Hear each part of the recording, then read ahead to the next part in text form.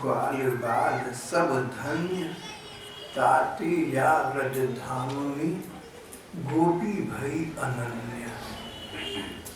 एक संत कवि ने कहा कि यूं तो यशोदा मैया, नंद बाबा, श्री कृष्ण के बाल सखा सभी धन्य है, धन्या की धन्य है, पर गोपिकाओं की महिमा सबसे अलग है।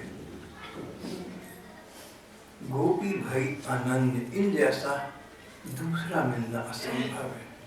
गोपिकाओं की महिमा अनंत है, अमित है। एक स्थान पर भगवान कृष्ण ने कहा कि गोपियां, उनका क्या संबंध है मेरे साथ। स्वयं सर्वात्मा भगवान सोच में पड़ गए। फिर क्षण भर विचार करके बोले, गोपियां मेरी क्या नहीं है, गोपियां मेरी सब कुछ है। सब कुछ, सर्वस्व संबंध संसार के किसी प्राणी के साथ किसी का हो नहीं सकता। गोपिकाओं का श्री कृष्ण के साथ सर्वस्व संबंध था। पितु मातु सहायक स्वामी सखा तुम ही एक नाथ हमारे, तात मात भ्रात बंधु, सब संबंध भगवान के साथ। घर में माता पिता थे, पर वास्तविक माता पिता श्री कृष्ण थे। घर में संतान थी, अनेक विवाहिताएं गोपिकाएं थी। घर में संतान थी, संतान से अधिक संतान सुख, संतान से अधिक वात्सल्य श्री कृष्ण के प्रति था। अनेक संबंधी थे, स्वजन थे, परिकर था। उन सब का संबंध, उन सब का स्नेह संबंध श्री कृष्ण चरणों में समाविष्ट हो चुका था। पति थे, ऐसे पति थे जो पत्नी से प्रेम करते थे, सच्चे थे, निष्ठावान थे। गोपियां जो विवाहित थी, पतिव्रताएं थी, पर परम पति श्री कृष्ण ही मानती थी। पति इसलिए पति हैं, पति इसलिए प्रिय है कि इनमें श्री कृष्ण की आत्मा है, जीवात्मा, परमात्मा का अंश है। परम पति श्री कृष्ण, सारे संबंध श्री कृष्ण के साथ। पिता परम पिता, माता परम माता, भ्राता परम भ्राता, बंधु परम बंधु, प्रेमी परम प्रेमी, प्रियतम परम प्रियतम, पति परम पति। गोपिकाओं का श्री कृष्ण के पास साथ इस प्रकार का संबंध था। इन गोपिकाओं के साथ श्री कृष्ण का रास हुआ था। रास पूर्णिमा कल होगी, उसका छोटा सा उत्सव यहाँ भी होता है। गोपिकाएं विश्व ब्रह्मांड के इतिहास में सर्वोत्कृष्ट स्थान प्राप्त कर चुकी है। प्रेम साम्राज्य में, जगत के किसी भी साम्राज्य में गोपिकाओं का स्थान सर्वोपरि है, सर्वोच्च है, अनन्य है, अप्रतिम है, असंबोध है।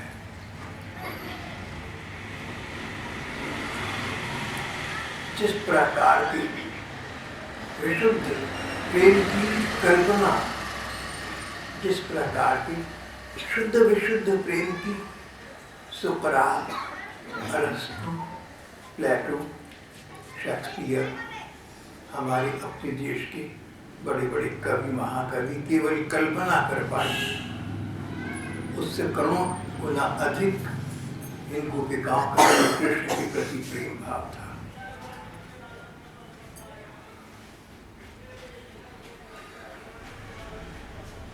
गोपिकाओं को ये श्री कृष्ण के प्रति सर्वांगीण प्रेम यूं ही प्राप्त हो गया, सोचो नहीं।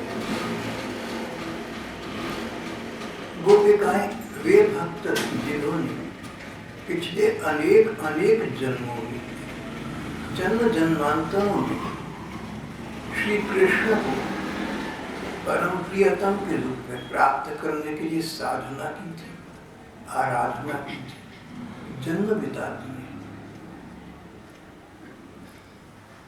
और फिर जन्म जन्मों के साध को देखकर उनकी पिपासा, उनकी तृषा, इसको देखकर भगवान श्री कृष्ण उन्हें अपनाने के लिए अपनी नित्य गोलोक धाम से इस धराधाम पर अवतीर्ण हुए।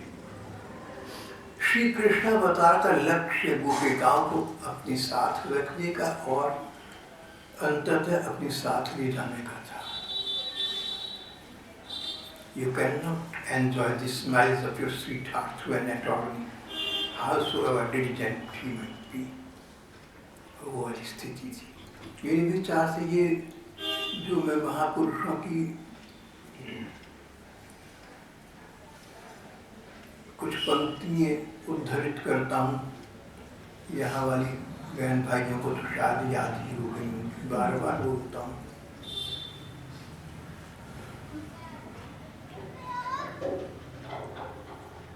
जन्म जन्मांतरों की पिपासु ये गोपिकाएं श्री कृष्ण के अवतारी युग में अंतिम मानव जन्म प्राप्त करके प्रकट हुई थी।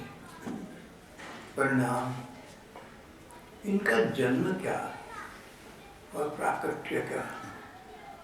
श्री कृष्ण का जन्म हुआ, श्री कृष्ण ने जन्म लेने की लीला की, अव्यक्त भगवान व्यक्त रूप में प्रकट हो गए। अजन्मा भगवान ने गोपिकाओं के लिए जन्म लेने की लीला की। अनामी भगवान ने नाम स्वीकार किए, सब गोपिकाओं के लिए किया, सब प्रेमी भक्तों के लिए किया। श्री कृष्ण का जन्म हुआ, श्री कृष्ण का प्राकट्य हुआ। छोटे से बच्चे थे, बहुत नन्हे बालक थे। घुटलियों चलना अपने प्रांगण में, अपने आंगन में कठिनाई से आता था। उस समय भी उनकी समवयस्का ये गोपिकाएं उनके प्रेम में पगी रहती थी। श्री कृष्ण 1 वर्ष के हुए, 2 वर्ष के हुए, 3 वर्ष के, 4 वर्ष के, उनके साथ की गोपिकाएं उनके प्रेम में पगी रहती थी। संसार उन्हें विस्तृत हो चुका था, संसार सूझता नहीं था। ये नन्ही बच्ची श्री कृष्ण पर दृष्टिपात करती, अपनी बालोचित चंचलता भूल जाती। बच्चे हंसते मुस्कुराते खेलते कूदते, सब विस्कृत हो जाता। श्री कृष्ण पर दृष्टि पड़ते ही निष्पन्द हो जाती, स्तब्ध हो जाती, स्वर्ण प्रतिमा की भांति चित्त लिखी सी रह जाती थी। उनके हृदय में महागंभीर सागर उद्वेलित हो रहा था, श्री कृष्ण प्रेम का सागर। चैतन्य महाप्रभु के हृदय में भी श्री कृष्ण का प्रेम सागर उद्वेलित हो रहा था।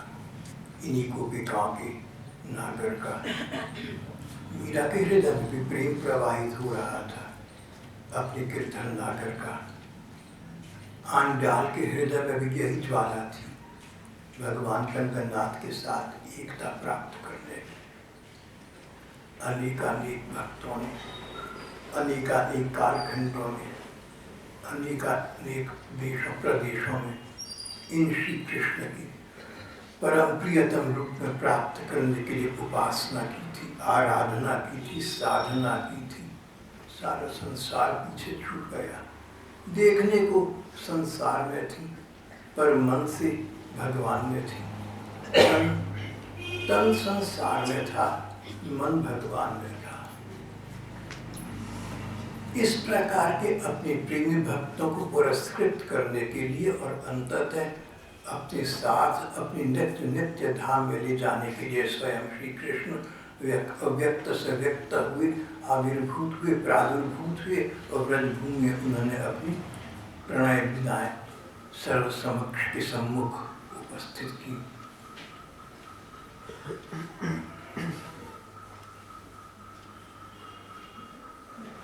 गोप सुंदरियों के लिए श्री कृष्णचंद्र के अतिरिक्त कुछ था ही नहीं। मन ही मन श्री कृष्ण पर न्यौछावर हो चुकी थी।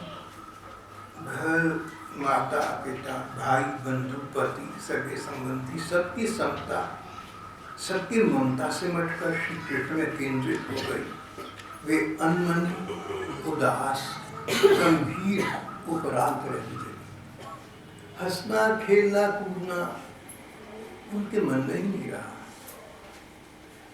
तुम्हारे कारण अपने देश में बलम, तुम्हारे कारण अपने देश पर बलम, हम हो गए परदेसी।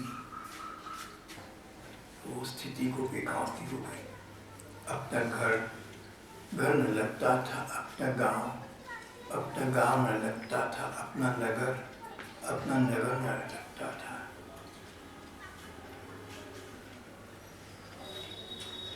नैनों में जल, उनके नैनों में जल भरा रहने लगा।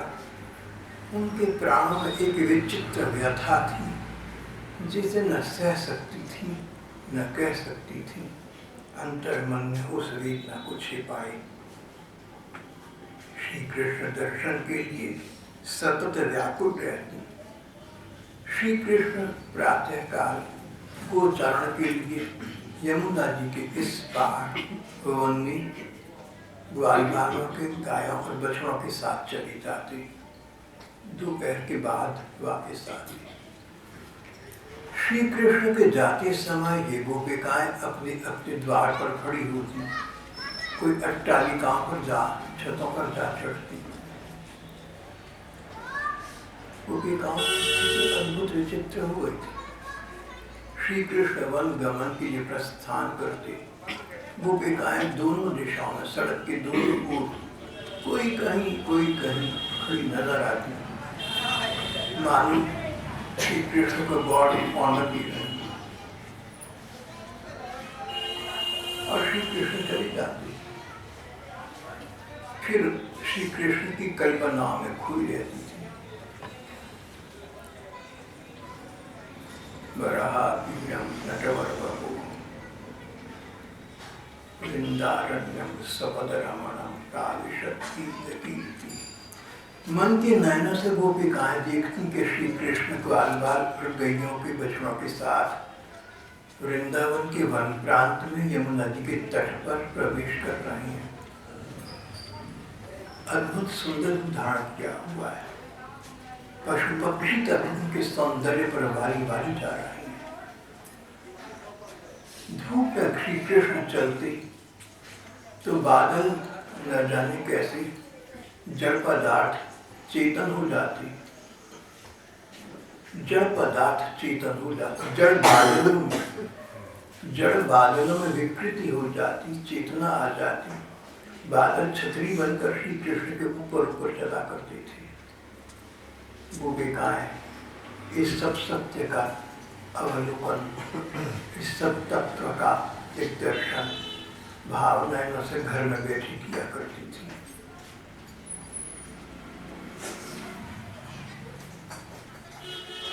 फिर दोपहर पश्चात श्री कृष्ण का प्रत्यागमन होता, वापसी होती। फिर वही स्थिति। गोपिकाएं अपने द्वार पर, अपनी अट्टालिकाओं पर खड़ी रहती। वाताक्षरियों से बाहर झाँकती रहती। खिड़की रोशन बाहर की ओर देखती रहती। कृष्ण आ रहे होंगे, आगे आगे गाय बछड़े होंगे, साथ और पीछे ग्वाल बाल होंगे। श्री कृष्ण के अधर पर वंशी धरी होगी। वंशी में विचित्र अद्भुत सौम्य स्वर छिड़ रहे होंगे। और कभी प्रतीक्षारत गोपिकाओं को सहज ऐसा लगता कि विलंब हो गया, कृष्ण समय पर आई नहीं, तो एक दूसरे से चर्चा करती, उलाहना देती थी, उत्प्रेक्षाएं करती। क्या करें, कृष्ण बेचारे चाहते तो हमारे लिए जल्दी आना है, पर ब्रह्मा जी, शिव जी, देवराज इंद्र इन्हें मार्ग में मिलकर दंडवत करने लगते हैं, प्रणाम करने लगते हैं। श्री कृष्ण सबके अभिवादन का प्रत्युत्तर देते हैं, सबका मान रखते हैं, भले ही देर हो जाए वापस आने में। भावों के स्वर में स्वर मिलाकर गुंजालने वाले श्री कृष्ण, शिव जी ब्रह्मा जी और इंद्र का आदर रखे कौन सी बड़ी बात है, पर उन्हें विलंब हो जाता है। उनके क्षणिक विलंब को हम गोपिकाएं सहन नहीं कर पाती, इसमें श्री कृष्ण क्या करें। युगायितम निमेषित चक्षुषा प्रावेशायितम शून्यायितम जगत सर्वं गोविंद व्याहि। गोपिकाओं की श्री कृष्ण के अभाव में आधे क्षण को भी संतृप्ति न होती थी, आधे क्षण को भी। आंखों पर पलक बिना बनाने वाला विधाता उन्हें मूर्ख लगता था। विधना कितने नासमझ हो तुम, बिना आंखें बनाई उन पर पलक क्यों बना दी। पलक झपकती है तो उस उतनी क्षण, उतने क्षणांश पलक झपकने के दौरान श्री कृष्ण को लगी दृष्टि पलक झपकते समय जिस क्षणांश को विसर्जित होती, कृष्ण दर्शन के उतने विलंब को भी हम सहन नहीं कर पाते। ऐसी गोपिकाओं की दशा थी। एक स्थान से दूसरे स्थान पर दृष्टि फेरते हुए उनके दृष्टि पथ में श्री कृष्ण बने रहते हैं। जित देखो चित्त श्याममय, जहाँ देखो श्री कृष्ण ही दिखते हैं। दृष्टि में श्री कृष्ण बस गए, नयनों में श्री कृष्ण बस गए, मत मंदिर में श्री कृष्ण का स्थायी प्रादुर्भाव हो गया। घर के काम काज करती मन न लगता, गृह काले पड़े रह जाती।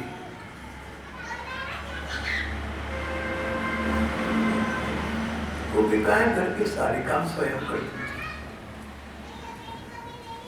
पैसा बहुत था, समृद्धि बहुत थी, पैसा ही पैसा था, पर अपने काम स्वयं करना पूर्वकालीन सभी जनों का एक प्रकार का संस्कार था।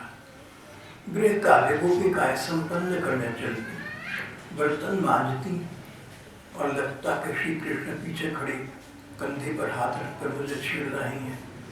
भाव में मग्न हो जाती, कटोरी हाथ से गिर पड़ती, झंकार की आवाज आती, मानो नींद से उठी हो।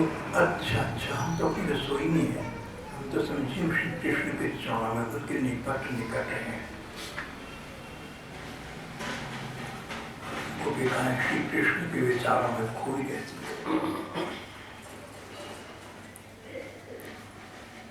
यात्रा मार्ग में श्री कृष्ण का विचार बना रहता था।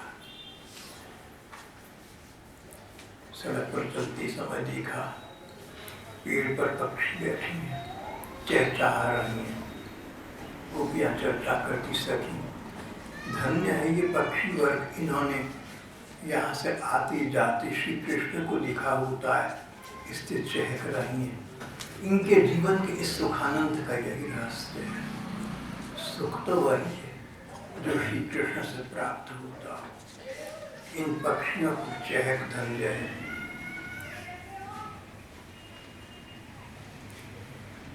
और कहीं कोई पक्षी आंख खोली दूर आकाश की ओर देख रहा होता, वो किराए सोचती इस पक्षी ने श्री कृष्ण को देख लिया, अब संसार को देखकर क्या करे। संसार दर्शन में इसका मन नहीं लगता, इसलिए आकाश की ओर अपनी नीरव दृष्टि में श्री कृष्ण के मानसिक दर्शन कर रहा है। कोई पक्षी आंखें नीचे बैठा होता तो सोचती कि आंखें नीच करके संसार से अपने आप को एक तरफ करके ये श्री कृष्ण के ध्यान में, चिंतन में मग्न है, मस्त है। गोपिकाओं की स्थिति अद्भुत विचित्र हो गई थी।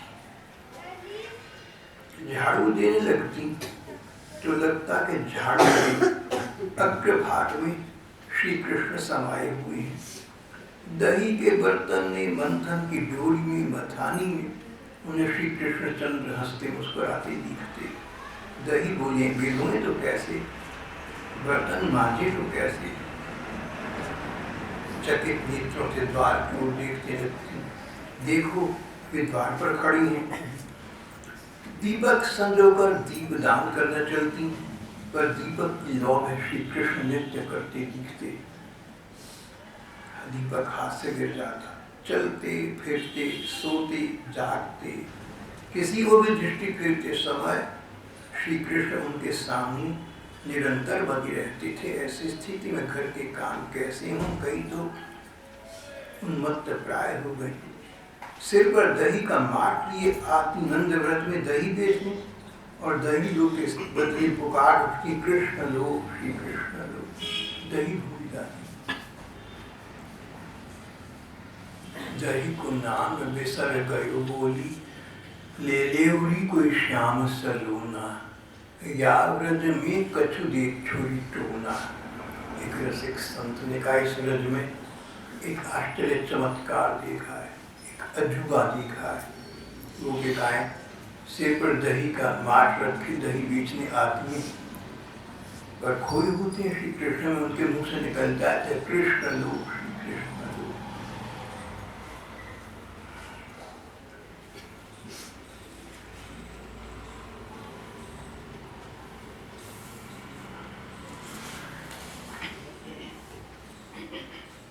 हे सखी ये वंशी बड़ भागी, कौन सुकृत इनकी अनुरागी।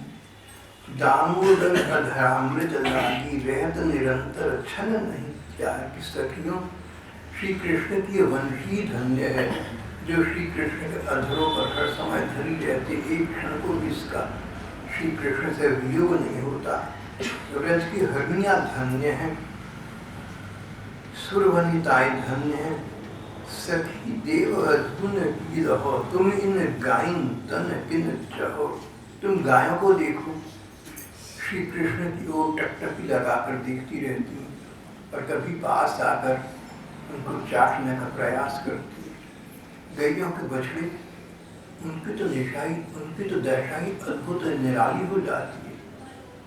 श्री कृष्ण को देखकर या उनकी वंशी ध्वनि का स्पर्शन करके बछड़े भी मुंह में लिया दूध का घूंट न निगल पाती है, न उगल पाती है। उन्मत्त होकर श्री कृष्ण को निर्निमेष नयनों से अपलक दृष्टि से देखते रहते हैं। बेनु सरिता निरखं सजनी मेघ को नेह। गोपिकाओं में न रधित लज्जा, न हरा था कोई भय। वे निश्चय कर चुकी थी, हाँ तो कृष्ण चरण लिपटानी, जो भावे सो होए। मैं तो श्री कृष्ण की हो चुकी, अब जो होगा सो देखा जाएगा। मेरे लिए कोई लौकिक कर्तव्य न रहे, मेरे लिए कोई सांसारिक दायित्व न रहे। मैं तो सब बातों से दूर जा चुकी। जो मेरो यह लोक जाएगो, और परलोक न सायरी। अगर मेरा ये संसार और परलोक दोनों बिगड़ते हो तो भी कोई बात नहीं। नंद नंदन को तऊ न छोड़ूं, मिलु भी निशान बजायरी। जो मेरो ये लोक जाएगो, और परलोक न सायरी। अगर परलोक नष्ट होता हो और ये लोक असफल होता हो तो भी टंके की चोट कहती हूँ, कृष्ण को छोड़कर मैं नहीं जी सकूंगी। मैं तो कृष्ण बिना ना जिनूंगी माई। परमानंद स्वामी के ऊपर सर्वस डारों वारणी। गोपिकाओं की दशा विचित्र थी। और फिर शरद पूर्णिमा की रात्रि आई। तिथि के अनुसार शरद पूर्णिमा कल हो रही है। शरद पूर्णिमा की रात्रि आई। श्री कृष्ण गोपिकाओं के जन्म जन्मांतरों की साधना को जानते थे, उसको सफल करने के लिए ही प्रकट हुए थे। आज वो समय आ गया था, वो सुदिन, सुयोग, वो शुभ अवसर आज आ गया था। शरद पूर्णिमा की रात थी, चांदनी छिटक रही थी, वीणों से छन छन कर नीचे पृथ्वी पर आ रही थी। यमुना जी का तट था, शीतल मंद सुगंधित वायु प्रवाहमान थी। कहीं भौरी गुनगुना रही थी, कहीं प्रकार प्रकार के फूल खिल रहे थे। उनकी महक से वो वन आलोकित हो रहा था। ऐसी प्रकृति के सुरम्य संसार में श्री कृष्ण ने सहजी गोपिकाओं का विचार किया। जिसके साथ प्यार होता है, अच्छे मौसम आदि में उसका ख्याल आ जाता है। जगऊ कलम वाम श्याम मनोहर। श्री कृष्ण ने गोपी के श्री कृष्ण ने वंशी के स्वर में स्वर भरकर निनाद किया। वंशी का ये निनाद, इसमें गोपिकाओं के नाम ले लेकर उन्हें पुकारा। गोपिकाएं भागी चली आई। घर के काम छोड़ दिए। रात का समय था, लगभग 9:30 बजे होंगे आज के हिसाब से। घर के काम छोड़ दिए, पति पुत्र सास ससुर की सेवा छोड़ दी, भागी चली आई श्री कृष्ण के इंगित पर। प्रतीक्षा में कितना अधैर्य है, प्रतीक्षा में कितना कष्ट है, वो गोपिकाएं अनुभव से इस बात को जानती थी। श्री कृष्ण को हमारी प्रतीक्षा का ये कष्ट न उठाना पड़े, इसलिए जो चाहती, जिसने जैसे कपड़े पहने थे, वो जरूर एक आंख में काजल लगाया, दूसरे में रह गया था, भागी चली गया, सज धज कर नहीं पहुंची। ये कोई संसार का मिलन तो उठाने के नाई का सजे प्रियतम से मिलने से पूर्व। गोपिकाएं जैसे बैठी खड़ी थी वैसे उठ भागी श्री कृष्ण को पाने के लिए। कहीं कहीं ऐसा हुआ कि गोपिकाएं तुरंत घर से निकल न सकी। जहुर्गुणमयं देहं सद्यः प्रक्षीणबन्धना। जहुर्गुणमयं देहं सद्यः प्रक्षीणबन्धना। अभी हाल ही में गोरखपुर में राधा बाबा हुए।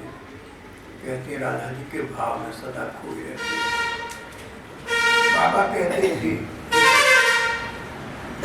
श्लोक के विषय में कहते कि जो गोपिकाएं नहीं श्री कृष्ण के पास तुरंत जा सकी, उनकी स्थिति अन्य गोपिकाओं से भी भिन्न थी, अलग थी। जा नहीं सकी, जहाँ खड़ी थी वहीं बैठ गई, गिर पड़ी। ध्यान में आंखें बिछ गई, आंखें बिछी और भाव में उन्हें श्री कृष्ण का संस्पर्श प्राप्त हुआ। अब तक के उनके जितने संस्कार थे, अच्छे बुरे, सब समाप्त हो गए। संसार के कोई संस्कार न रहे, न पुण्य के न अतिरिक्त, तभी श्री कृष्ण प्रेम की प्राप्ति होती है। बाबा कहते थे, जिनके शरीर पतिभुक्त हो चुके थे, वे श्री कृष्ण चंद्र की सेवा कर अयोग्य थे। प्राकृतांश किंचित अवशिष्ट था उनमें, इसलिए उनका परित्याग करके श्री कृष्ण की साक्षात सेवा का अधिकार भी पा सके। ये संस्कार अब समाप्त हो गए।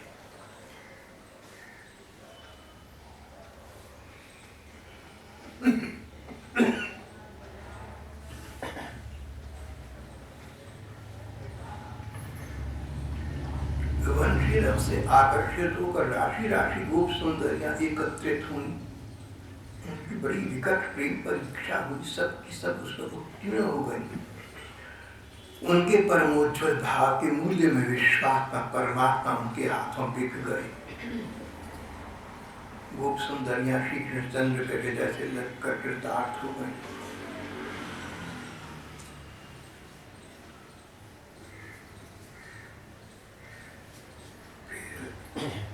श्री कृष्ण के दर्शन से, उनकी प्रीति पूरी वाणी से सबके मन प्राण शीतल हो गए। यहाँ महारास आरंभ हुआ। श्रीमद् भागवत के दशम स्कंध के 29 अध्याय से लेकर 33 अध्याय तक रास के 5 प्रसंग हैं, 5 अध्याय हैं। इनको रास पंचाध्यायी कहते हैं।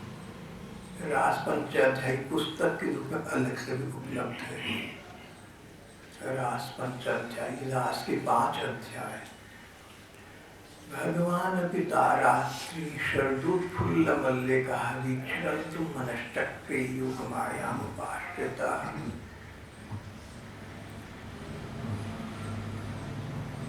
प्रकृति की उस अलौकिक ज्योत्सना को देखकर स्वयं विश्वास पर भगवान ने अमाना होने पर भी मन स्वीकार किया और गोपिकाओं को निशा निमंत्रण प्रदान करने के लिए वंशी में स्वर भरकर निनाद किया। जगऊ कलम वाम दिशाम मंदुहरम।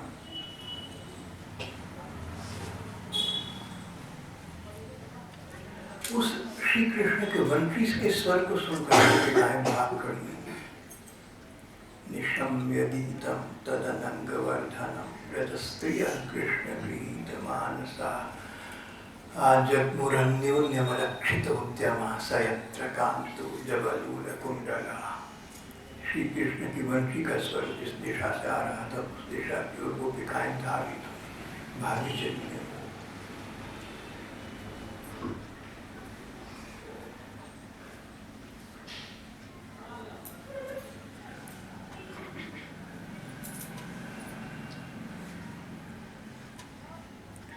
गोपिकाओं की संख्या अनंत थी।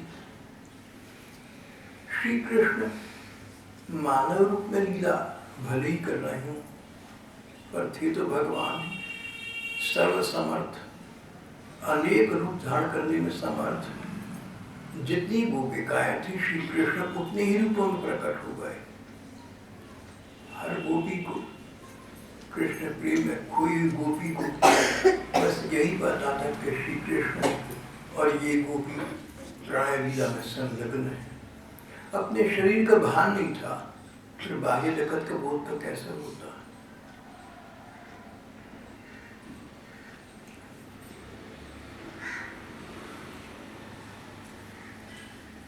एक अंतरराष्ट्रीय ख्याति प्राप्त संत एक बार मुझे मिले तो कहने लगे कि मुझे एक बात सोचकर बड़ा बुरा लगता है, ईर्ष्या होती है। अगर हम गोपी भाव से श्री कृष्ण को मिले तो ये वही कृष्ण जो और को भी, जो कोई ऐसा तो नहीं हमें विशेष मिली है, सब गोपियों को मिली है। हमारी प्रति तो विशेषता तो उनकी नहीं है। अनेक गोपिकाओं को उन्होंने अपना समालिंगन प्रदान किया, अपने से निपटा लिया, वो ही हमारे साथ होगा। हम ये तो नहीं कह सकते कि श्री कृष्ण और हमारा अनन्य संबंध है, अन्य किसी को इसका बोध नहीं। ये सोचकर उनके मन में बड़ा विषाद था। तो जो मुझे समझ में आया, जो सूझा उस समय, जैसा पढ़ा सुना था, मैंने कहा भैया महाराज जी, अनेक रूप रूपाय विष्णवे प्रभ विष्णवे। श्री कृष्ण अनेक रूपों में प्रकट हो सकते हैं, होती हैं। 16,108 पत्नियों के महलों में 16,108 रूपों में थे। जो रूप जिस पत्नी के साथ उस ही के साथ था, दूसरे के साथ वो रूप नहीं था। गोपिकाओं का रास महारास हुआ। जितनी गोपिकाओं की संख्या उतने श्री कृष्ण रूपों में प्रकट हो गए। एक गोपी एक कृष्ण, यही क्रम था। तो आप ये न सोचें कि अगर कोई व्यक्ति गोपी भाव की प्राप्ति कर ली तो उसको अनन्य सुख न मिलेगा, ऐसा विचार आप ना करें। अगर आप उस स्तर को प्राप्त होते हैं तो श्री कृष्ण अपने ऐसे रूप से आपका समर्पण स्वीकारेंगे जो उन्होंने रूप किसी दूसरे को दर्शाया नहीं। ये सुनकर उन्हें बहुत शांति मिली। बोले अब मुझे चैन नहीं गया है।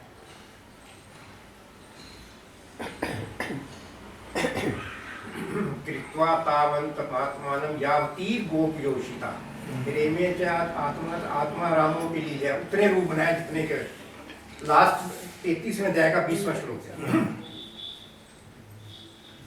मदन मोहन ने मेरी बात की पुष्टि कर दी, मुझे संतुष्टि हो गई। भागवत का श्लोक बोला इन्होंने जिसमें कहा है कि जितनी गोपिकाएं थी भगवान ने उतने रूप धारण किए।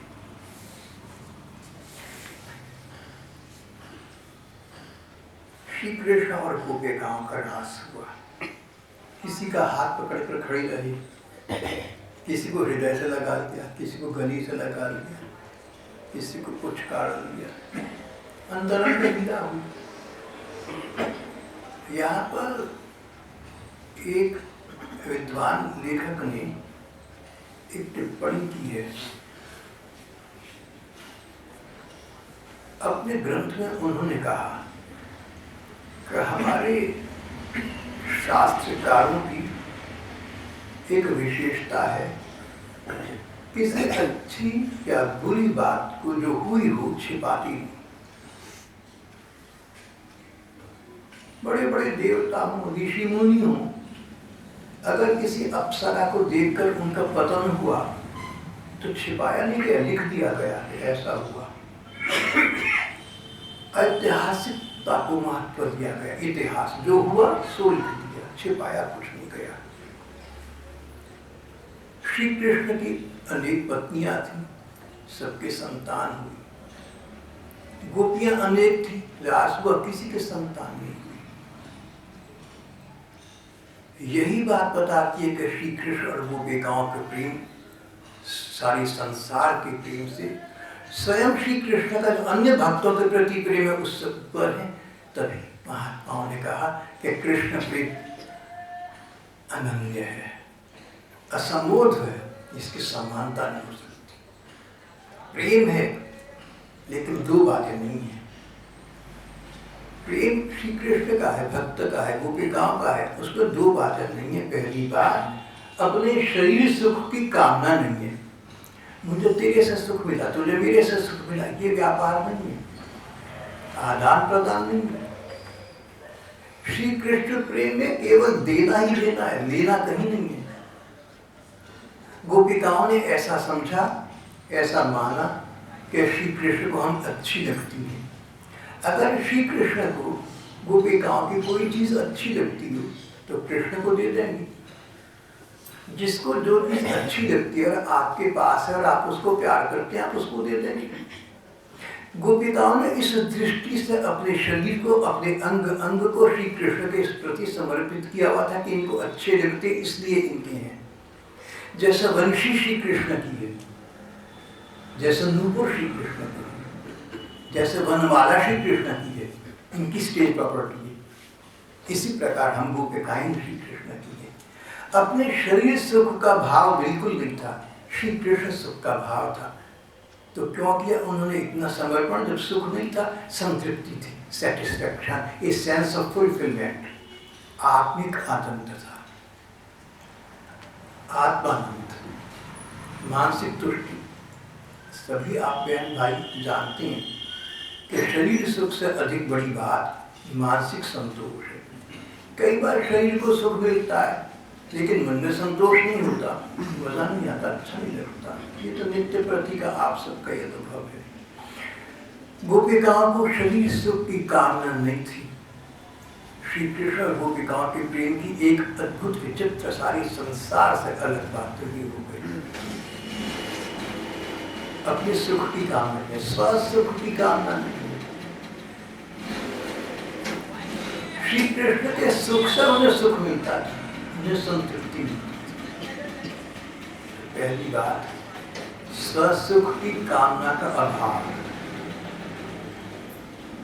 और दूसरी बात, अगर श्री कृष्ण के हृदय में गोपिकाओं के अतिरिक्त किसी अन्य के प्रति उससे अधिक प्रेम जाग जाए, जो गोपियां चाहेंगी कि वो अधिक प्रेम उन्हें प्राप्त हो जाए।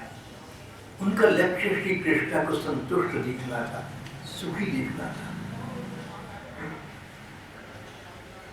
गोपिकाओं ने श्री कृष्ण के लिए स्वसुख का विसर्जन किया हुआ था, इसीलिए उनके साथ इतनी लीलाएं।